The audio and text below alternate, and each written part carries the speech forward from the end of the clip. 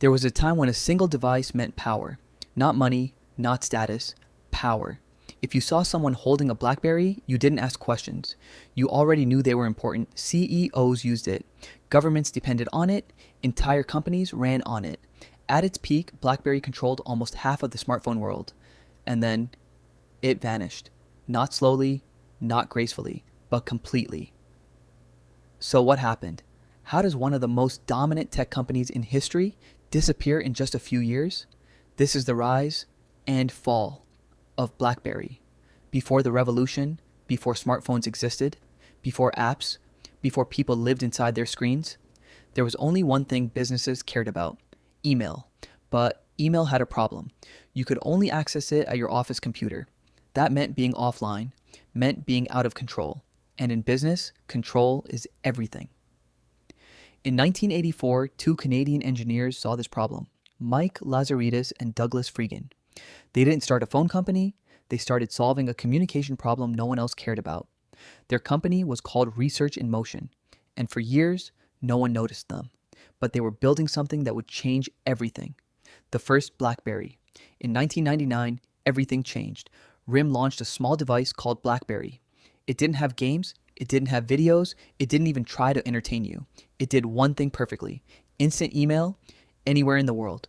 For the first time, executives could reply instantly without waiting for the office, and that changed behavior completely. People didn't just use BlackBerry, they depended on it, so much that they gave it a nickname, Crackberry, because once you had it, you couldn't stop checking it. BlackBerry didn't fight this, they embraced it, and business exploded. Global domination. By the mid-2000s, BlackBerry wasn't competing anymore. It was leading. If you were important, you had one. Banks used it, airlines used it, governments used it, even the White House relied on it for secure communication. BlackBerry became more than a phone. It became a symbol, a signal that you mattered. Revenue skyrocketed. The company expanded globally. And inside BlackBerry, a dangerous belief started growing. We already won. But history is brutal to companies that believe that, because while BlackBerry was celebrating, the world was changing. The shock. In 2007, Apple introduced the iPhone.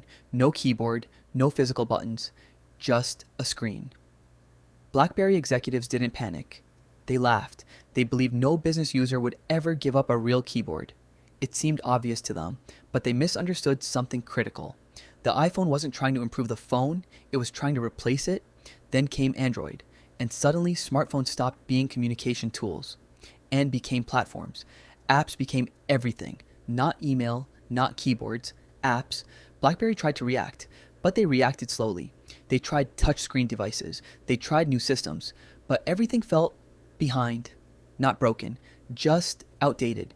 And users noticed that faster than companies do. People started switching, first slowly, then all at once.